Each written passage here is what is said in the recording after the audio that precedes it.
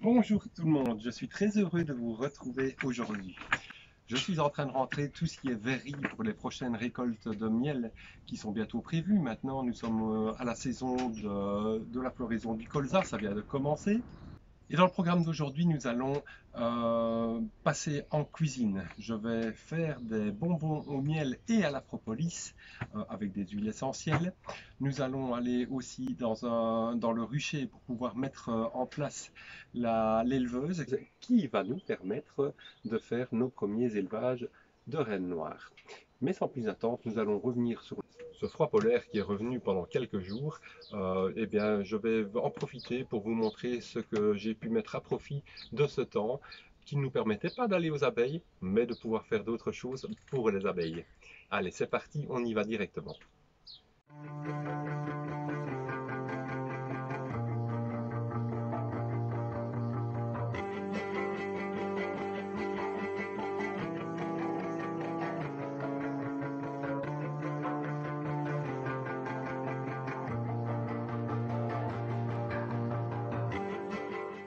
Permettre au vernis de sécher parce que les abeilles n'aiment pas ce goût-là.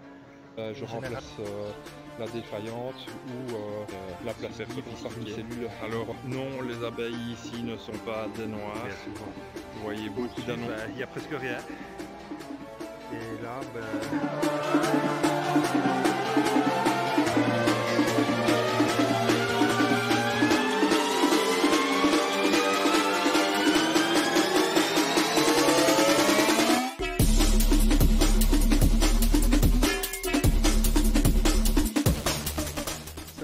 l'abeille noire est agressive, mais en fait je peux vous prouver que non, c'est pas du tout agressif.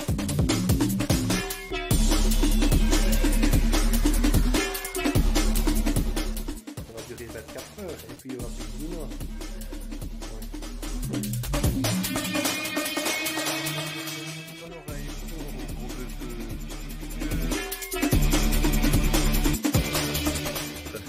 Nous sommes le 23 février et il semblerait que la tempête ramène du pollen.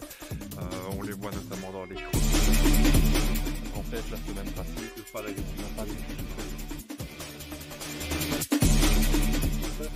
demander tout le candy que j'ai préparé.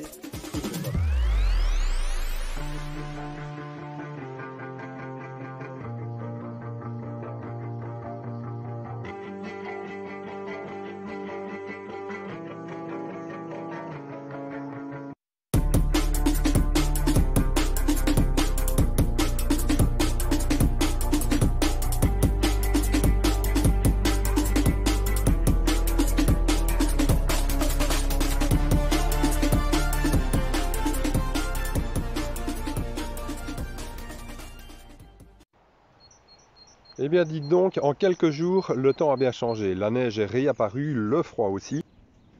Sirius, lui, découvre sa première neige, tandis que les vieilles ânesses, elles en ont déjà vu d'autres, mais enfin, elles restent prostrées quand même. Quant aux fritillaires, aux jacinthes, aux tulipes, les narcisses, enfin toute la végétation, pâquerettes et autres arbustes ou arbres en fleurs comme le merisier, tout est figé pour l'instant sous la neige et le gel. Bon, il y a encore des bourgeons, il y a encore des boutons floraux, c'est pas trop grave. Eh ben dites donc, ici à Nandrin, les abeilles volent. Avec la neige, elles volent. Alors on ne dit pas qu'elles vont ramener du miel et du pollen, hein, mais probablement de l'eau, peut-être aussi se soulager. Mais enfin, voilà, pratiquement chaque ruche lâche de temps en temps une abeille ou deux. En tout cas, il en faut du courage à nos abeilles pour pouvoir supporter ce froid. Mais voilà, l'élevage a repris, elles n'ont pas le choix que de devoir sortir. Sirius, quant à lui, pour une première neige, ça ne le dérange vraiment pas. Avec sa toison, il a l'air de vraiment apprécier ça. Par contre, cette pause dans le rucher me rappelle que j'avais encore un semis à effectuer et que je n'avais pas encore fait en cette fin d'hiver. Allez, je vais vous emmener, vous allez voir, c'est une plante qui peut être intéressante.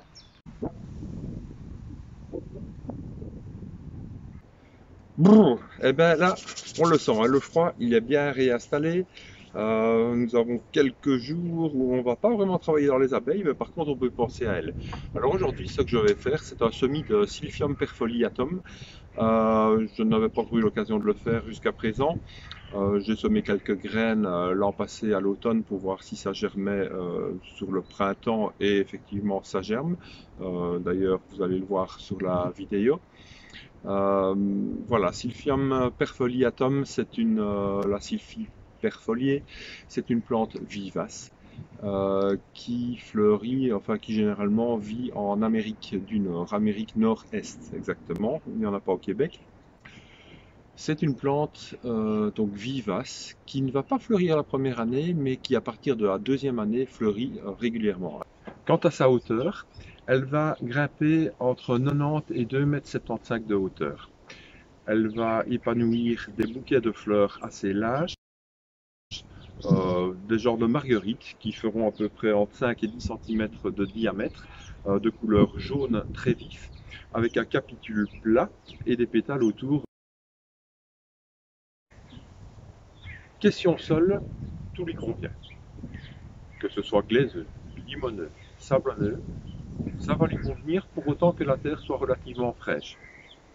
Lisière de sous-bois, léger sous-bois, en tout cas pas trop ombragé. Mais par contre, elle a la particularité de pouvoir supporter des sécheresses assez fortes pendant quelques semaines sans en mourir et sans arrêter de produire du nectar. Et là, ça tombe bien, parce que justement, elle fleurit de juin à septembre.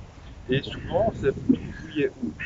On remplace de plus en plus le maïs par cette plante, justement, parce que le maïs souffre de plus en plus de cette sécheresse. On est de l'ordre d'environ 100 kg à l'hectare. À la période, justement, où on a un pic de mielée, où les abeilles ne trouvent plus rien à manger. Ça tombe très bien, vous me direz. Il n'est pas rare d'en trouver qui ont plus de 50 ans d'âge. Donc quand on dit vivace, c'est vraiment une vivace. Alors ben, voilà comment on va s'y prendre, c'est pas difficile. Je vais pas me casser la tête pour les semer. Ça pousse très facilement, ça germe très facilement, en les semant au printemps ou à l'automne et les laisser passer l'hiver comme ça à l'extérieur.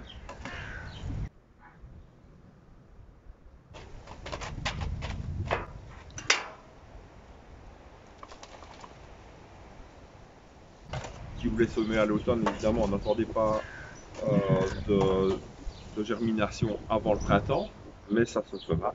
Et donc, bah, je vais mettre mon terreau dans mes pots.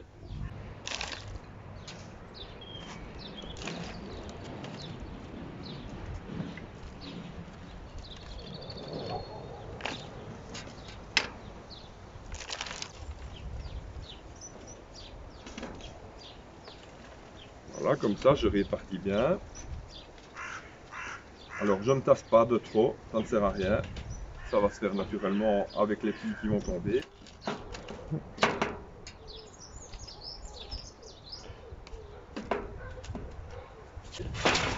Voilà. Et ensuite, je mets 2-3 graines par poquet.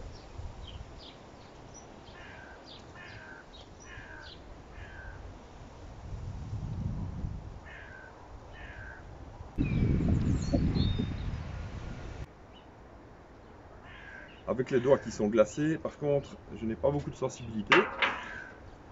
Je ne sens même pas que je prends les graines.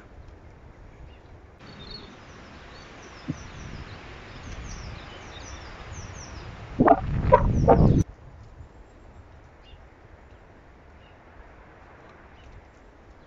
faut dire qu'il fait 2 degrés là pour l'instant.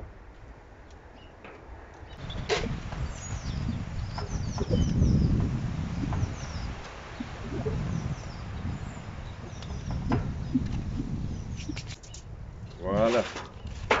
Eh ben, il n'y a plus qu'à. Je mets l'étiquette.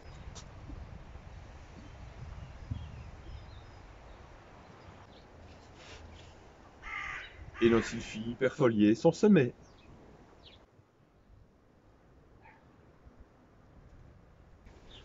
Nous ne manquerons pas de revenir sur le sujet et de voir comment évoluent nos plantules. Pour l'instant, je crois que je vais aller boire une bonne tasse de café pour me réchauffer. Eh bien, nul doute que ces jolies plantes, cette sylphie, va bien servir. Bon, elles seront sûrement encore là quand je n'y serai plus, du moins je l'espère pour elle. Nous allons maintenant passer en cuisine où je vais vous montrer la recette des bonbons au miel et à la propolis. Alors suivez-moi, on va se régaler.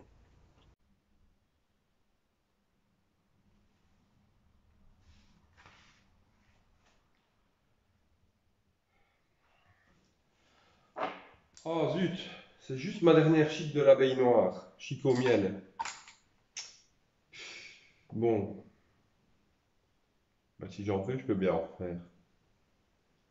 Allez, on va en refaire ensemble. Je vous montre. C'est parti.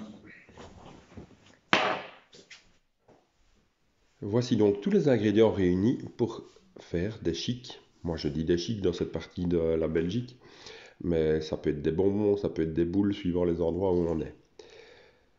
Pour faire une bonne chic, on a besoin d'eau que je mets dans un poêlon.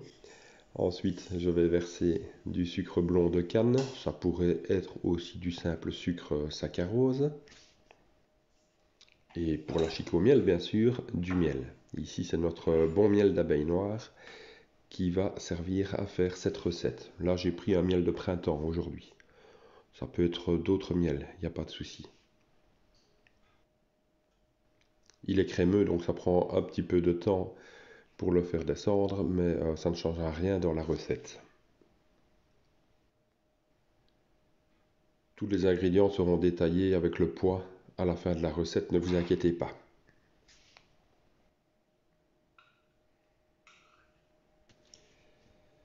Voilà, je referme mon pot de miel.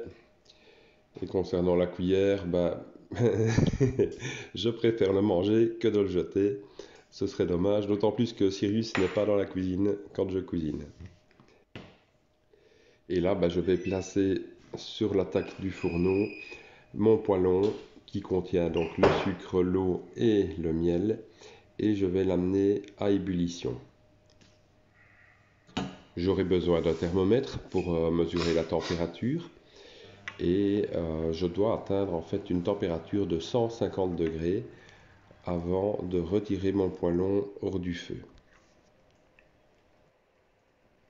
Alors ici c'est facultatif, mais je vais ajouter de la teinture de propolis dans le jus de citron.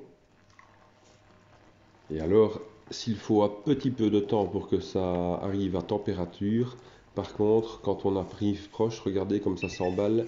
Donc je retire dès que je vois que je suis sur 148, 149 et ça dépasse très vite, on est parfois au-dessus des 150. Le tout est d'arriver à ne pas faire un caramel. Là j'ajoute le jus de citron et la propolis et je mélange bien pour laisser tout évaporer le liquide supplémentaire. Pour rappel, j'ai bien coupé la source de chaleur.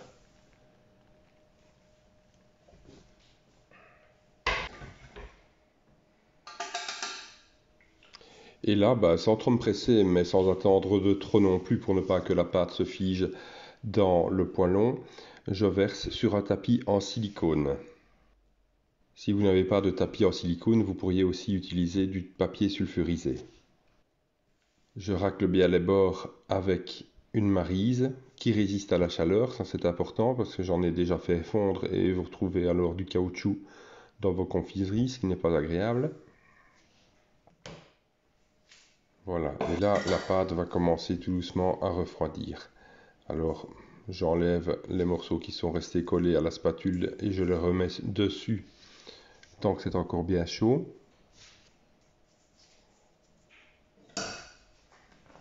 Je rabats les bords pour ramener la matière qui s'est échappée de la masse quand j'ai coulé le tout sur le tapis.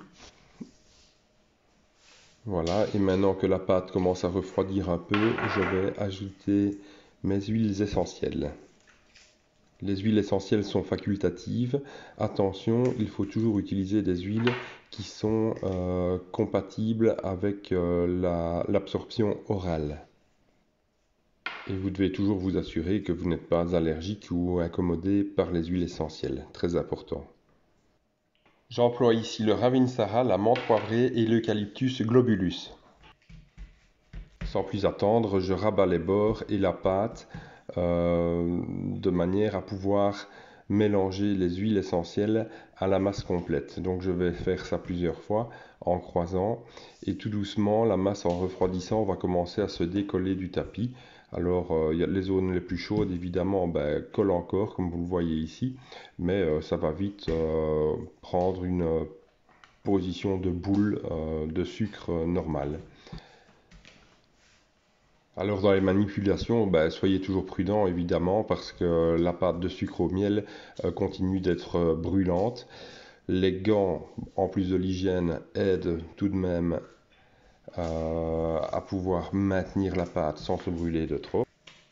Et lorsque la pâte se décroche, eh bien c'est à ce moment-là qu'on va pouvoir la malaxer, l'étirer surtout, et l'étirer va permettre de l'aérer, d'introduire de l'air et va donner un effet nacré à cette pâte de sucre. Alors moi j'aime encore bien de faire deux couleurs dans mes chips. Alors vous voyez ici j'étire jusqu'à un certain point. Quand c'est une question d'habitude, quand on sent que la pâte est prête, je vais la ramener en une légère boule et puis je fais un boudin. Et ce boudin, je vais le couper en deux de manière à avoir une pâte que je vais étirer amplement, tandis que l'autre, je vais la laisser tranquille.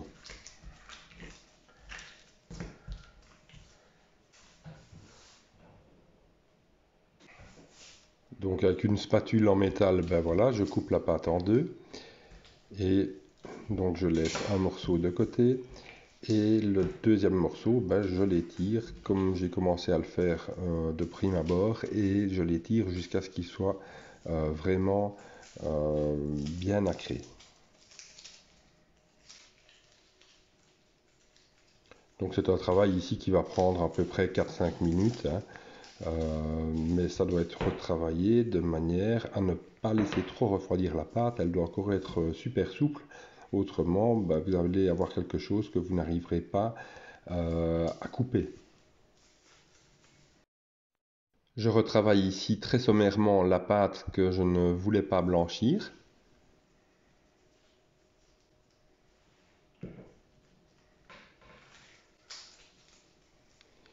Et est venu maintenant le temps de réunir les deux pâtes ensemble. Voilà, je les mets l'une sur l'autre et maintenant j'imprime un mouvement de torsade de manière à bien les mêler ensemble. Et puis après, il ne reste plus qu'à commencer à couper avec des ciseaux. Donc à chaque fois, ça va être la même opération. Je vais étirer légèrement la pâte en torsadant et puis je coupe. J'essaye de faire des morceaux réguliers. Maintenant, ce n'est pas obligatoire non plus. Mais surtout, je dépose tous ces morceaux les uns à côté des autres en essayant qu'ils ne se touchent pas le temps que la pâte refroidisse complètement. Autrement, vous allez avoir toutes vos chics qui collent ensemble. Et peut-être l'expression les chics qui collent dans le sachet. Mais c'est autre chose. Alors là, vous avez deux solutions. Soit vous les laissez telles quelles et elles gardent leur magnifique couleur de miel.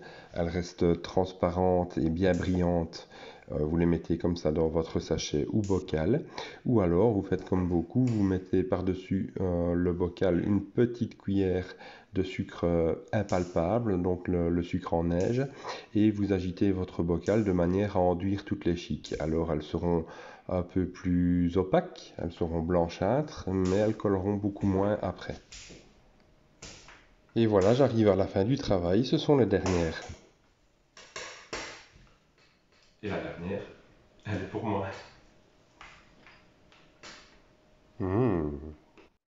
Et donc après quelques minutes, vos chics sont à température ambiante. C'est donc à présent le temps de les mettre en bocal pour les protéger de l'humidité. J'adore entendre ce bruit cristallin. La méthode utilisée ici, évidemment, c'est pour le faire à la main chez soi. Celles que je commercialise sont faites dans des gaufriers spéciaux pour confiserie. Donc, pour résumer les ingrédients, vous aurez besoin de 200 g de sucre blond de canne, de 2 cuillères à soupe de jus de citron, de 30 à 60 g de miel, de 80 g d'eau, de 5 ml de teinture de propolis et de 15 gouttes d'huile essentielle, les deux derniers ingrédients étant facultatifs. Je vous souhaite une très bonne dégustation. Sans nul doute que c'est quelque chose que vous allez apprécier de refaire à la maison. Avec les enfants, pourquoi pas, pour les occuper pendant les vacances. Si vous n'avez pas le temps, ça n'est pas grave. Nous en avons aussi sur notre site, vous pouvez en commander. Nous avons 4 goûts différents et ils sont disponibles.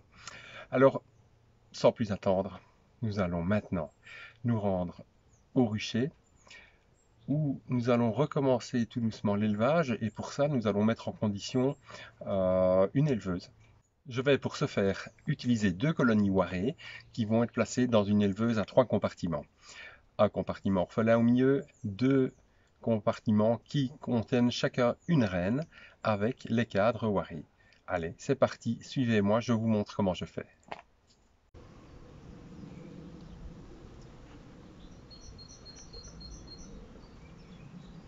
Et bien voilà, c'est le moment déjà de recommencer l'élevage des rennes. Et donc, pour ce faire, j'ai fabriqué une éleveuse en format Warré. Alors, ces 2 ruches ont passé l'hiver en ruche Warré, sur des colonies normales. Maintenant, je vais transférer tout dans cette ruche, qui est un triple compartiment. Alors, les fonds sont complètement grillagés. Et dans ces compartiments, il y a un espace de grille à rennes, de manière à empêcher les rennes de passer sur le compartiment du milieu, qui sera le compartiment où on élève. De chaque côté, 8 cadres. Au milieu, 8 cadres aussi, avec possibilité de venir mettre des hausses par-dessus. Dans chaque extrémité, il y a une reine. Et nous avons ici un système de cloison. Alors, ça n'a plus servi depuis un petit temps, donc c'est un petit peu dur. Un système de cloison. Ici, comme vous voyez, quand ça descend, la guillotine n'est pas fermée, les abeilles peuvent passer à travers les grilles à rennes. Par contre, j'ai le même format de cloison fermé complètement, ce qui veut dire que quand j'insère dedans, clax, c'est complètement hermétique, les abeilles ne savent plus communiquer avec le compartiment du milieu. Donc le compartiment du milieu, s'il n'y a pas de reine, se sent orphelin. À ce moment-là, les abeilles élèvent. Une fois qu'elles ont commencé à élever, je peux remettre de nouveau la cloison ajourée pour permettre à toutes les abeilles de pouvoir passer et d'élever dans un état quand même relativement serein. À partir du moment où les cellules royales sont entamées, ont commencé à être prises en charge par les abeilles poursuivent l'élevage jusqu'au bout. Pour peupler cette éleveuse, évidemment, il va falloir vider les 2 colonies qui sont là. Et pour ce faire, je vais devoir les déplacer.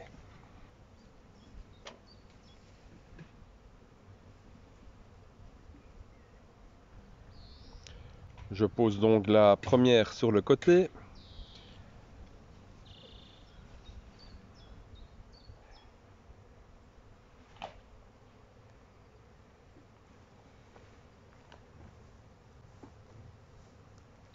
Et je passe à la suivante, tout en faisant attention de bien prendre le plancher avec, parce qu'il n'est pas attaché par des ferrailles. Sans tarder, j'amène le coffre, si je peux dire ainsi, en tout cas la ruche éleveuse à 3 compartiments sur l'emplacement définitif, de manière à pouvoir accueillir les butineuses qui vont rentrer des champs. J'ouvre ensuite la première ruche, de manière à pouvoir transvaser la population ainsi que les abeilles dans la ruche éleveuse.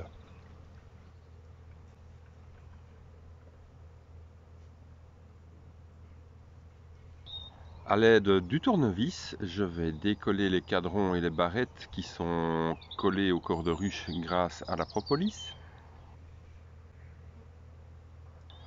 En fait, quand j'ai créé les 2 ruches ici que je suis en train de démonter en fin d'année l'an passé, donc j'ai sorti tous les cadres qui étaient de l'éleveuse. Les cadres n'étaient plus que sur 3 fois 8 cadres et pour passer l'hiver, une ruche c'est bien avec 2 fois 8 cadres en Warré. Pour compléter ce deuxième corps qu'il me fallait pour la ruche passer l'hiver, j'ai utilisé une hausse de miel de la dernière récolte que j'ai placée sur le dessus de l'essaim. Évidemment, cette hausse n'était pas constituée pour la plupart de cadres et donc je me suis retrouvé avec des rayons construits naturellement, soit sous barrette, soit en demi-cadre. Pour rappel, les demi-cadres, ce sont des barrettes avec à chaque extrémité 2 montants verticaux de 9 cm. Un cadre faisant 20 cm plus ou moins. Cela apporte plus de résistance et empêche les abeilles de coller de trop les cires aux parois de la ruche. Donc c'est plus facile à manipuler tout en étant que ça ne reste quand même une construction naturelle qui n'est pas guidée par un cadre et une cire gaufrée. Je fais donc le tri pour l'instant de tout ce qui est couvain, ouvert, fermé, mais surtout je recherche la reine pour être sûr de ne pas aller la mettre dans le compartiment d'élevage, le compartiment du milieu. De 1, si les deux reines se retrouvent ensemble, elles se battent, il n'en reste qu'une. Même si elles sont séparées par une grille à reine, elles se battront au travers de la grille à reine. Et puis en plus, s'il y a une reine au milieu, forcément l'élevage, vous pouvez toujours essayer de le faire, mais ça ne marchera jamais. Pour favoriser de bonnes conditions d'élevage dans le compartiment du milieu, j'ai introduit du couvain ouvert ou fermé. Ça, peu importe, je trouve qu'il n'y a aucune différence. Les deux attirent autant les nourrices et le bon équilibre se fait puisque la chaleur est bien répartie dans tout le compartiment d'élevage. Je place un corps vide derrière moi de manière à accueillir l'élément supérieur dans lequel il y a beaucoup de rayons qui sont construits naturellement. Et je continue ainsi de démonter la ruche à la recherche notamment de la reine. En faisant cette opération, il ne faut quand même pas traîner de trop. Regardez un petit peu l'agitation tout autour. Il y a beaucoup d'abeilles qui sont perdues évidemment puisque quand elles rentrent vers la ruche, elles ne trouvent pas de reine, donc elles n'ont pas leur odeur de ruche et elles sont un peu déstabilisées. Dès que la reine y sera, ça va être tout autre chose. Les abeilles vont se précipiter et là, en quelques heures, l'harmonie de la colonie sera rétablie. Et quand je dis quelques heures, c'est 2-3 heures maximum.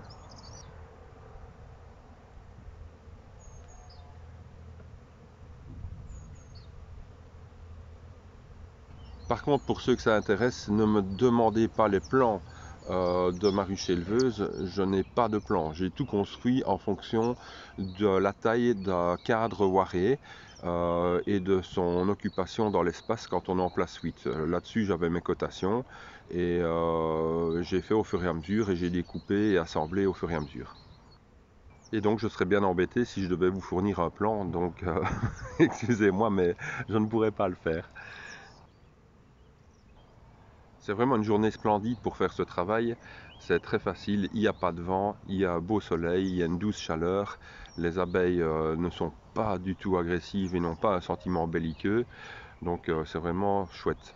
Par contre, il y a quand même pas mal d'abeilles sur les rayons et par moments je suis obligé de souffler pour essayer d'écarter pour voir si toujours cette reine n'est pas là.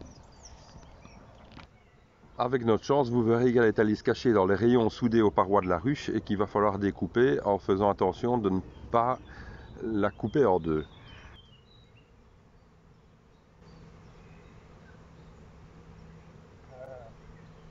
Ah non, j'ai rien dit, la voici. Et voici la reine. Je dépose la reine sur le dessus des cadres dans sa partie. Et maintenant que je sais où elle se trouve, ça va aller beaucoup plus vite pour pouvoir continuer de monter cette ruche éleveuse. Je vais replacer le plateau en bois au-dessus, en chassant avec un petit peu de fumée pour empêcher les abeilles de se faire écraser.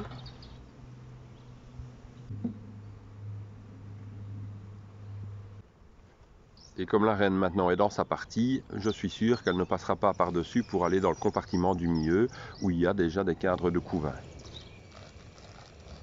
À présent, je vais m'attaquer à l'autre ruche. Un petit groupe d'abeilles est déposé sur le soufflet. Je les chasse pour ne pas qu'elles se fassent écraser dedans. Je mets en place une cale qui va me permettre de faire sortir les abeilles ou les faire rentrer à différents moments de l'élevage. Et ça, je vous expliquerai plus tard comment ça marche. Et à l'aide toujours de mon tournevis qui va beaucoup mieux que le lève-cadre, je vais décoller tous les cadres qui sont attachés avec la propolis. Ici à l'examen, je m'aperçois que la colonie est un peu plus faible que l'autre. Bon, elle a un peu de retard, mais c'est pas très grave. De toute façon, les populations vont s'harmoniser au contact l'une de l'autre. La reine va démarrer sa ponte convenablement et au final, j'aurai pas mal d'abeilles dans ma ruche éleveuse. Je suis de toute façon un peu en avance sur l'élevage royal cette année, donc ça n'est pas grave si toutes les cellules ne sont pas acceptées dès le premier coup, dès le premier élevage. Comme vous l'aurez remarqué, tous les cadres qui doivent aller dans la partie du milieu, je les secoue de leurs abeilles pour les en débarrasser. Celles de l'autre colonie ne seront donc pas en contact avec, et c'est petit à petit que toutes les abeilles vont réinvestir le côté du milieu, mais sans bagarre. À présent que les 8 cadres sont déposés dans la partie centrale, je vais amener la hausse qui, elle, ne restera pas très longtemps. C'est juste le temps de laisser naître toutes les abeilles et puis après je la retirerai. Donc 2 à 3 semaines grand maximum. Pour une ruche éleveuse, plus les abeilles sont serrées, meilleurs sont les résultats d'acceptation des cellules royales. Et je continue à répartir les cadres entre la partie orpheline ou la partie qui contiendra la reine. C'est aussi une manière pour moi de pouvoir examiner le couvain pour voir si la ruche est en bonne santé. Comme vous le savez certainement, on n'élève pas des abeilles avec des ruches et des abeilles malades.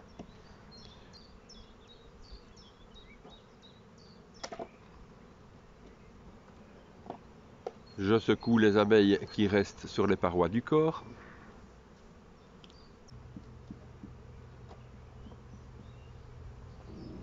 Et donc je termine de répartir les cadres dans la ruche. Et bien sûr, ce compartiment-là a sa reine aussi. Je lui place pareillement un plateau en bois sur le dessus des cadres et je bouche le trou.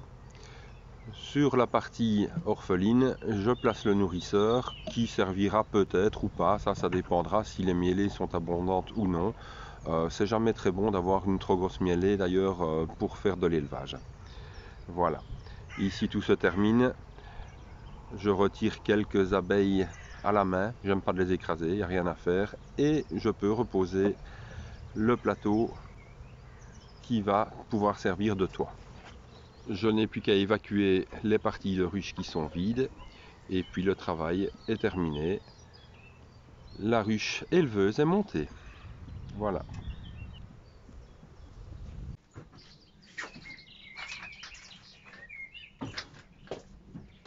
Et voilà le travail qui se termine. Eh bien, nous allons déjà nous quitter. J'espère que vous avez apprécié les différents reportages que vous avez vus aujourd'hui. N'oubliez pas, vous pouvez nous retrouver sur les réseaux sociaux Facebook et Instagram, ainsi que sur le blog de notre site internet, où vous aurez toutes les astuces et les infos qui pourraient vous manquer. Vous pouvez aussi nous contacter par mail, et puis si vous voulez un pot de chic ou un pot de miel, vous passez aussi à la maison, il n'y a aucun souci.